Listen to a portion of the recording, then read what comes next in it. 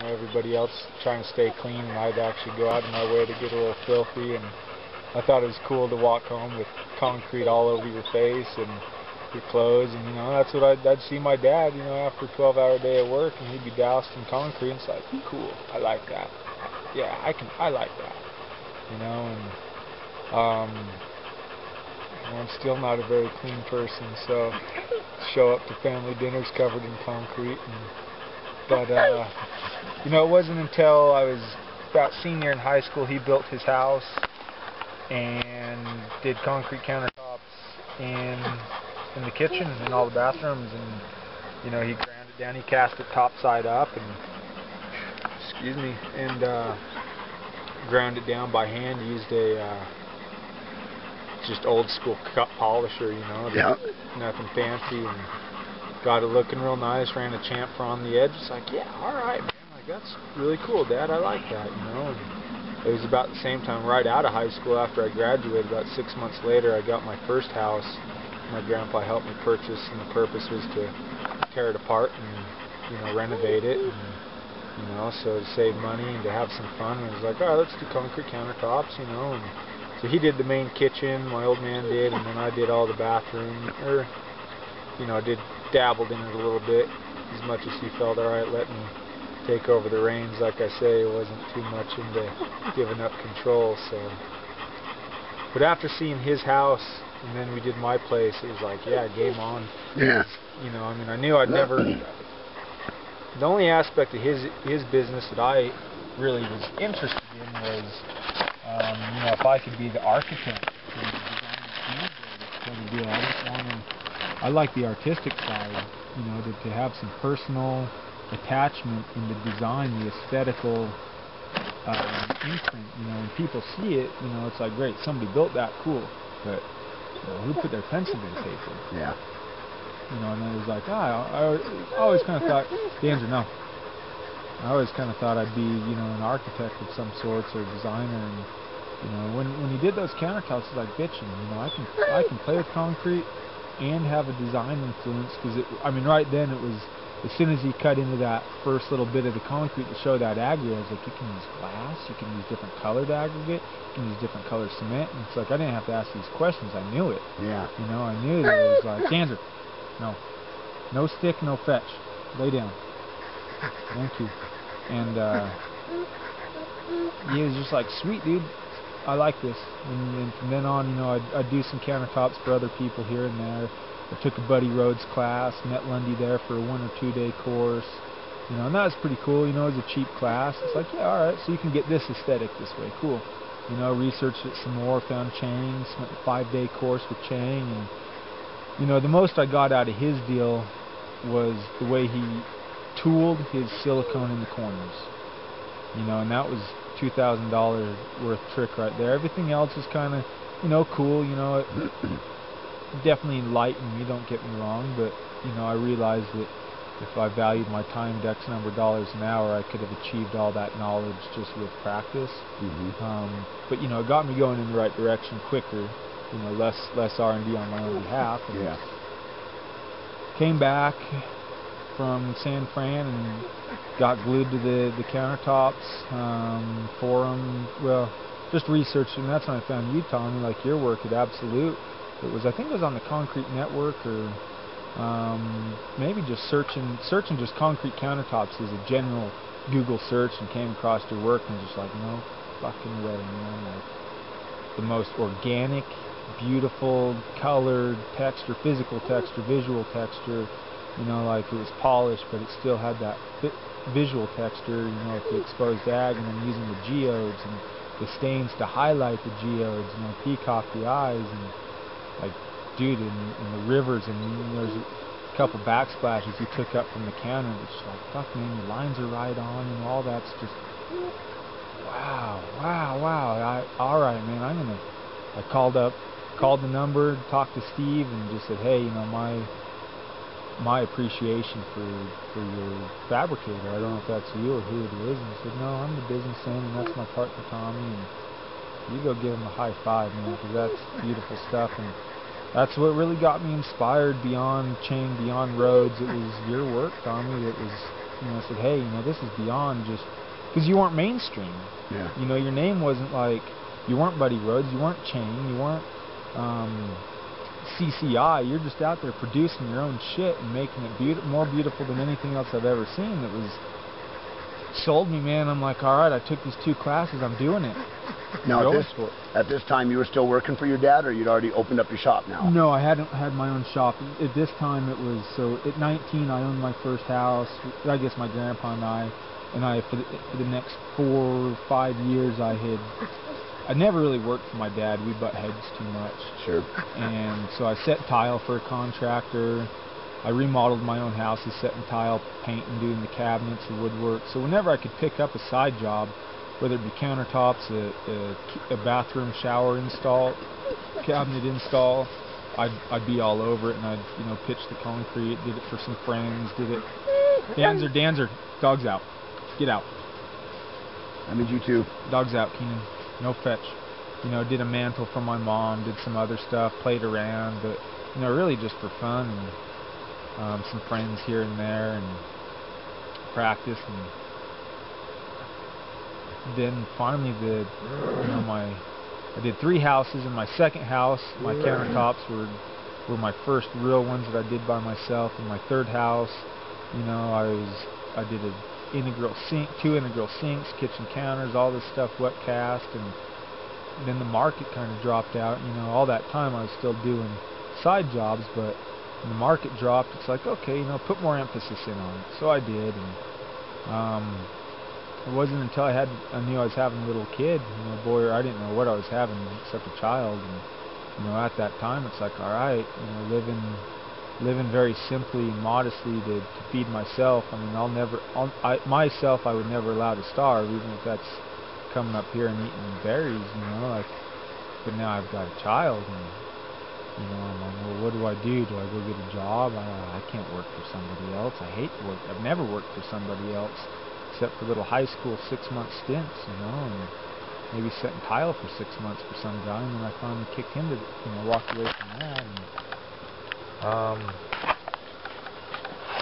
so when I knew I was having my child, it was go time, so I broke, my girlfriend and I, my baby's mother, we broke up, conceived a child at breakup, didn't talk for a few months, and moved out. We were staying at my mom's to try to get back on our feet for a few things, and we broke up, and so I moved out, and the plan was to go to Alaska for for however long I wanted. She said, hey, we need to talk, and that's when I found out I was having a kid, and so I moved into I was living on my buddy's couch. I told him I'd be there for 2 months until it was time to go to Alaska.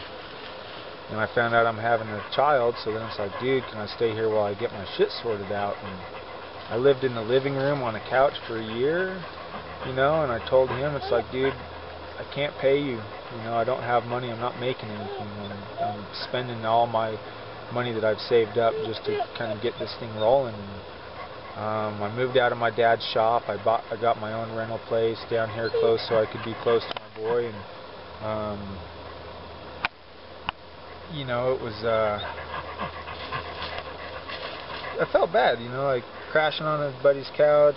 People made comments, and I don't think people really saw that I'd stay up as late as that whole house did partying most of the time, and I'd be up before anybody else, and be back after everybody else, and I'd get back home on the forums, and I'd sit there for 3 hours plus, just reading everything I could, and just zoning out. I was a zombie in the machine for a while, and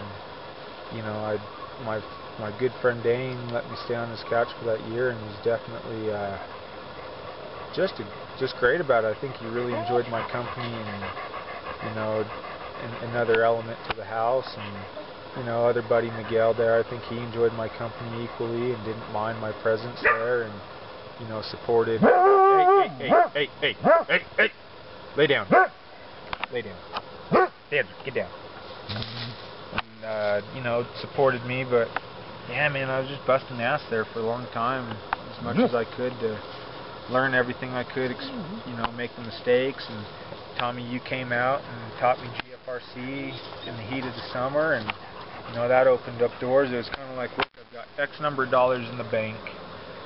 I'm willing to not spend, you know, more than X number. And when I get down to my lowest level that I've preset, then I'm throwing in the towel. And you know, I was like, dude, Tommy, I'm ready to throw in the towel, man. I don't know if I can pay to come out. And you know, it was kind of like the last ditch effort for me. Like, all right, man, he's trying to make it just like I am. I'll scrounge it up. I'll make it happen. And you know, learn one more skill set that might be able to be applied to open up new doors. And you know, you came out, taught me a whole shit ton. And you know, yeah, I had an art show, or a, you know, a farmer's market kind of deal where the piece that you and I made, and people loved it, you know, and got a few jobs out of it, and an acid stained floor, and vanity, and a mirror, and you know, so things have been kind of just trucking along since then, over the past year and, you know, 15, 16 months, whatever, since I met you. What's the so give me the quick timeline of so you're 19 years old, you bought the house with Grandpa and started kind of rolling on this adventure slowly but surely. So what year was that? It was 2002 I graduated, so 2003 I got the house, and then, you know, went through 3 of my own homes while doing some other clients' houses throughout the next 5 years, so 03 to 08. You know, dabbled, you know, here and there with the concrete, you know, took those courses in that period of time, as well as just every chance I got to make a countertop for somebody, I was all about it. I remember, like, my dad's shop, I cast outside. You know, my first stuff was up right side up, and then I finally learned to go upside down, and I was always grinding it because I didn't know what casting surface was. And, yep. You know, I'd do it in the outside in the sun, and I remember wearing these sandals and swimming trunks and wet grinding, making a mess, and some guy came by and was like, well, if you're working, I want your job, you know, able to dress like that, and you know, up in the sticks. It was a beautiful area, dogs running around, and you know, and then when the market fell, I mean, what was that, man? 08, end of 08. Yeah. You know, then it was, you know, okay, well, go to Alaska. You made your money, you sold your house, you got money to travel, and then it was probably 4 months after that I found out I was having a kid, and maybe 6 months or so. And so from in the fall of 09 is when I started to market. I guess, is that right, 09? We got 10 and 11, yeah, we're here. And so fall of 09, December, is when I started compiling pictures, you know, in portfolios to go take in January when after the holiday. Danzer, settle down. And went and met architects, shook hands, designers, you know, the whole spiel. And you know, then it was maybe 6 months after that, summer of 2010, I got my own shop space. And that's when I met you. So I just moved into my place when you came. Yep. Last, you know, 16, 18 months ago. And yeah, I mean, I looked at the picture and there wasn't much in my shop at that time.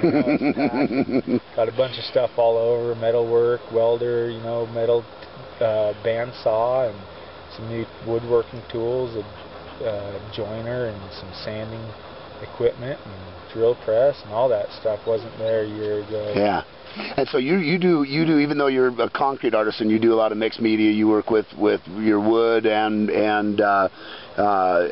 steel and whatnot. So you don't just make concrete. You weld, you cut, you saw, you make beautiful stuff out of lots of different things. Yeah, like just installed a couple hand railings over the summer. One paint grade and one was an oil rub finish with a wax. And you know, what I really enjoy doing are full bathrooms, like from the floor up. I've done a few over the last little bit that, you know, some steel work in the threshold, to the concrete stained floor, to the vanity, to the sink, to the mirror, you know. So what you see at the floor with your eyes when you walk in, and you look up to the mirror as you wash your hands, like, you know, I really strive to have a homogeneous kind of design aesthetic that retains, you know, harmony between all those elements as you progress in your line of vision. And really have a lot of fun doing the whole bathrooms, you know, at least having the design influence on it. But, you know, some steel floating mirrors, and you know, heat covers or vent covers out of steel, patinaed to match the mirror, patinaed to match the threshold, and all that kind of stuff. And vanities made of wood, vanities made of metal, and been working on some really cool steel patinas. Hopefully get a sealer figured out to make them countertops, but some really cool stuff kind of going in that regard. And here I am, 16 months later with you again, man. Yeah. You know what's funny is that you wiped out my first 4 questions all in one fell swoop, so that works out good.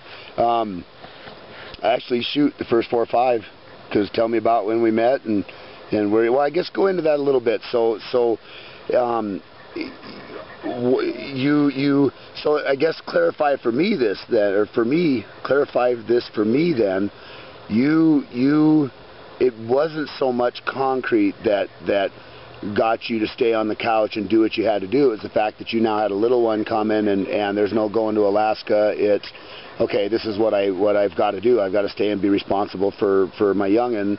And so that's what further enhanced, I guess I would say, maybe the passion for concrete, the desire to keep that business going rather than punching the 9 to 5. Or when you found out you were having a kid, what kept you from going to punch the 9 to 5, knowing that okay, I'm going to have to be responsible and doing this company, may only feed me berries if I'm going to be able to feed the kid. I think for me, I spent so much time goofing off, not goofing off, but living, having a good time, traveling, camping, a lot of biking, skiing, Canada several times, the West Coast, just to go explore. I love exploring, and it's this illusion that I now have acknowledged. It's an illusion that you work for yourself, you set your own hours. It's like, no, you work for yourself, and you bust your ass twice as hard and make half as much. And honestly, man, I'd rather work twice as hard. I wouldn't want it any other way. I don't want to go report to somebody. I don't want to have to go. I don't like people telling me what to do, and having a 9 to 5, you're somebody else's bitch usually. And I didn't want to. I wanted to give it what I had, and my mind was, I've got some money in the bank to fund X number of months of a shop space, X number of tool purchases to kind of complete what are necessities. Not much, it wasn't much, but it's what I had, and it's like, look, if I don't want to question what if. I don't want to. There's no way. Like, it's now or never. Like, I'm not going to go get a 9 to 5 and get sucked into that, and then one day decide, hey, let's go give this a go. It's like, this is it. This is it. Let's do it. And it's what I want to do.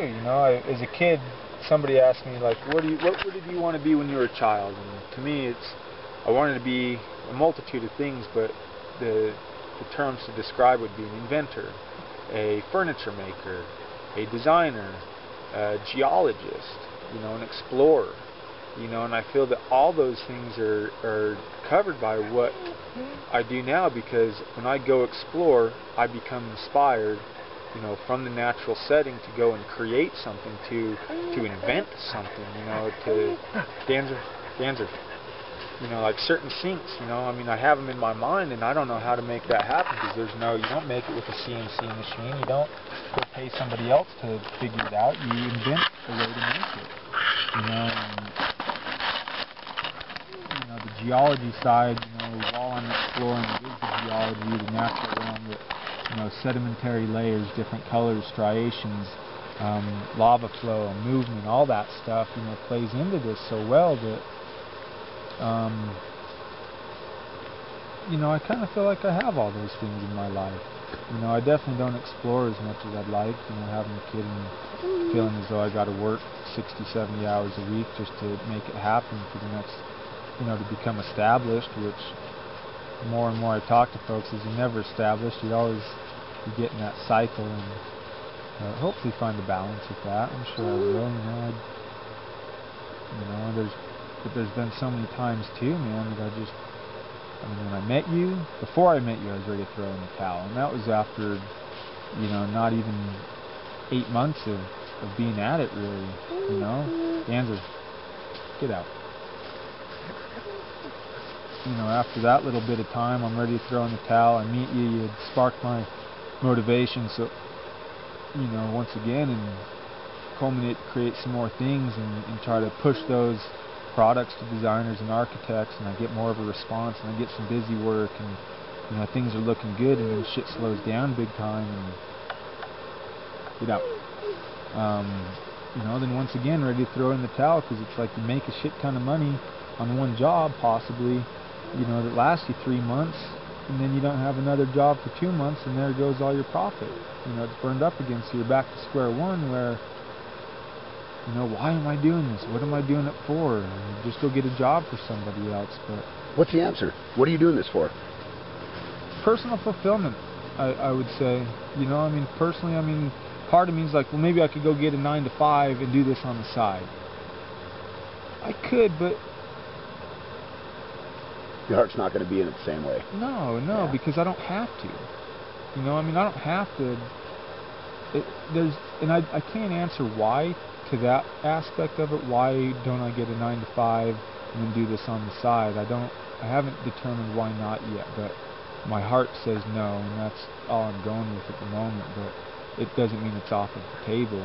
I definitely contemplate it, especially when I'm down in the dumps financially, like looking at, the leaves changing. It's wintertime. It's going to be December where there's, folks, December's hit or miss, but usually it's miss, and January's just dead. Everybody bought Christmas presents, and, it's like, same reason I don't like birthdays. It's that New Year's thing. It's like, hey, 365 days have rolled around. What have you done from the last year, from all your other goals? And, rather than just saying, hey, I've progressed emotionally, I've progressed mentally, I've progressed, my capacity artistically, my capacity from the craftsmanship perspective, that I've progressed. I've made leaps and bounds. Maybe I don't see it, but when I stop to really contemplate it, from that, Danzer, get out.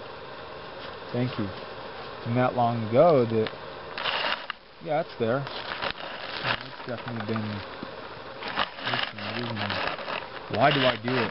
Yeah, it's what I like to do. I like the, and what I love about concrete in particular, and it's the same thing I hate, is that it's such a dynamic force. Yeah. You pour something, what we poured today came out creamy mix, great to trowel, great to stack on a vertical wall. Well, shit, you come here and when it's 110 out and I'm using ice and a retarder, and I still can't get that kind of a mix, and it sets up before I get it out of the, bugs out, King, thank you. It's setting up on you quick, and you're hustling, and you can't. It's hard to go get a 50 square foot job cast and get the tools cleaned by yourself, or even if you got somebody, you're still telling them what to do because they're not really full time and they haven't been with you long enough to learn it because you don't have that much work. Thank you. And but why I do it, I love that dynamic essence about it. I love that it's different every time. I hate it some days, but I love that it's a new challenge. There's that. I guess the other thing I would have liked to have been is like a detective. Yeah. So it's like, yeah, well, why did this concrete mix come out like this? Well, let's ponder it, let's think about that. I've noticed that about you in all of our conversations since the first time that we had met. It's been interesting to talk about a couple of things, and a lot of times, the first few times right out of your mouth, it was, all right, I know we talked about this, and I know you said it doesn't matter, but I want to know why A plus B is equaling C to the R squared. I need to know. I know it doesn't matter, but I need to know. Yeah. Curiosity, that's pretty cool. Yeah, and it keeps you guessing. Woodwork is great. I love woodwork, and, it's been, my good friend's father he is a beautiful craftsman, and he's worked with wood, and the most beautiful work I've ever seen, and he inspired me from a young age that he made it as a furniture maker, I could make it, but the dynamic essence of woodwork relative to the concrete work, I just don't see it as comparable. That yes, humidity in wood and temperature in wood and species of wood and all that plays into it, but there's so much you can't quite control, where the concrete, you can't control it, but you know why, and you know how to try to control it at least. You know what the forces are going on. The wood's going to turn how it wants to, You know, it's just going to, the inherent nature of wood's going to curl one way or another. You know, you can try to control it within reason, but still it has its own dynamic where concrete's going to curl, but you know why it's curling, generally speaking. You can figure that out, and you can set parameters to control it within reason. You can't go to Ash Grove and say, hey, you know, your last batch of cement was a little bit off to me, you know, let's change that. But, you know, there, you know, there's things, I don't know, it's just, and it's elusive. It's elusive. Yeah. And I like that. Yeah, nice. Yeah. You know, I guess my big thing in my life, I love the chameleon aspect of it, and there's so many different things in my life that have faded into that chameleon world, and that's one of the draws for me, is the fact that I can make it look like anything. I can do anything with it. I can shape it into anything. I can color it into anything. It's a chameleon. It's whatever we want it to be, including and most encompassing itself, which is just plain, raw, gray concrete, the way it comes out, the way it is. There it is, and then a million other things beyond it. So, you know, you've talked a little bit about nature, and obviously that's where we're sitting here for this interview, is up in the hills of Neff's Canyon. Neff's Canyon. And so one of the things that I had seen on your walls in there in the shop was some different plant life stuff that you were doing. Tell me a little bit more about that. Where's your how are you utilizing that inspiration in nature to do that kind of stuff? That was kind of inspired from you, Tommy, in the sense that, you know, you made a suggestion that, you know, as you're playing with stuff, it doesn't all have to be functional. You know, make it something that, you know, I mean, concrete's a long-lasting material. It has a long lifespan, right? And, you know, to take a glimpse of a moment and imprint it within that. You know, certain walls, architectural walls of certain ages, you're like, oh, that's so 1960s, or that finish was created at this time, you know, is one thing, but to be able to say, hey, you know, this was spring, this was summer, this was spring, this is fall, you know, because leaves all have a different shape, depending on the season. You know, the malleability, you know, they're dry now, so to try to get an imprint of that's going to take into concrete differently. So to me, it was, you know, I have the purpose of Danzer, no. I have the intent to, over the next, you know, so it started in June-ish, you know, I guess late. We had a really extended spring, so when I say summer, spring, they were kind of warm, but, you know, for the next, you know, till June again, I want to come up and take plant life, you know, here in the fall and imprint that and stuff over the winter time to kind of say, you know, this was taken over a one-year period where, you know, it reflects the changes within our climate, within our region, our geology and geography. You know, that these plants can only grow in this climate, and they can only grow in this type of soil, kind of deal. You know, that you know, it reflects a specific place and time. You know, that I think is kind of cool to me. I don't know, it's all relative, but you know, I kind of dig that. I guess, you know, certain artists have painted pictures over, you know, a certain period of time, and this is the, you know, I don't know, we'll call this the Muav time period or whatever, you know, and so to kind of have a consistent theme over an extended period of time to show that, I thought would be kind of cool to, you know, because not only is it the evolution of, you know, season to season, but it's also my evolution, you know, the way I want to prepare it, the way I want to place it, the way I want to display it. You know, it's not always just going to be a flat slab. So maybe the first few I did were big wall panels, but next time, you know, maybe I'll add a little color here. I'll use a little stain there because I'm in a different mood and it's a different time of season. Wintertime, you know, it puts me in a totally different headspace. So what I create is going to be totally different. You know, and to show not only, I guess, the progression of the plant life, but as well as my, you know, evolution and my growth and my perspective, for that matter. You know, summertime I'm in a different headspace than wintertime. Yeah. You know, wintertime is a the happy time to go ski and shred powder, and, you know, to see mountain mahogany, to see the pine trees up there with rime. You know, the moisture when the wind blows in the winter creates crystals on that. Yeah. It's called rime, and you can get it just inches long. And to see how hardy those evergreens are, and to see the mountain mahogany, you know, takes in a different, you know, they're not as robust, you know, because it's time of season. And all that stuff. You know, I perceive it differently, so I'll display it differently and have a different play on it. So, you know, I mean, I think it's cool for me to kind of see my evolution. Like I showed you all my pieces today. You know, this was, you know, a year and a half ago. This was 6 months ago. It's like the way that the mood I'm in, man. You know, and I know that changes day to day, but I think seasonal changes, you know, influence mankind significantly. Yeah, You know, like bears want to hibernate, something, you know, humans do too at the reason, and some of us are cold-blooded, and I want to get out in the wintertime. When it's summertime, it's like shut me in the closet and leave me alone. Yeah, yep. You know, so I'm with you on that one. The whole coming out of Seattle thing, it took me a while to get adjusted to the warmer temperatures, because 80 degrees hit in Seattle, and I was in the place start firing people. I'm like, all right, no, we're shutting the shop down. Everybody just go home. I'm not in a good mood. We're done for the day. It's 30, 40, 50 degree weather, you know, just like I am now, a t-shirt and a thermal underneath, and boom, yeah, let's get this shit done. Yeah. Okay, so what's next for you? What do you see coming up? What do you see the evolution of Thomas Blaine Design being? Oh, at Thomas Design, I would say the ends are stopped, buddy. Enough. Lay down. You know, so I've got a kitchen going here, you know, cabinets and countertops and maybe a few other things, some steel work out of it. But I've been compiling a nice presentation for my concrete samples, my wood samples, and my metal samples.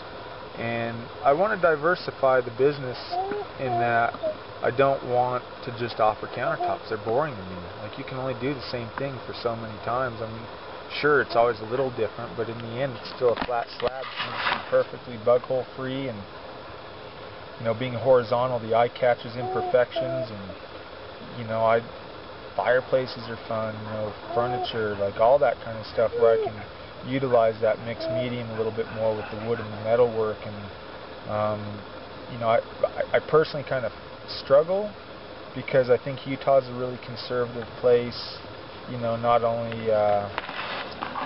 you know, in the regard of religion and, you know, politics, but I think design too. You know, people really like to play the middle of the road.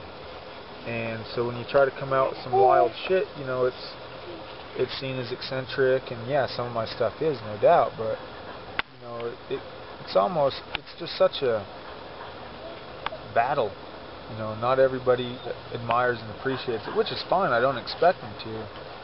But when I need to sell it to put food on the table, then yeah, I need people. Yeah. I need more people in the funnel that, you know, are potential buyers. And but in terms of business, like, yeah, I'm trying to kind of gear up here again. You know, it's a slow time, December, January, that I really like to, you know, let December pass because people are preoccupied. But come January, come back again and push, you know, a different line. You know, market align is what I think is big in this region. Is that if I have the capacity to offer something, because people see me as a young kid, had long hair, you know, scruffy face, you know, it's like, well, why am I going to let this guy do my work? You know, where's he going to be in a year?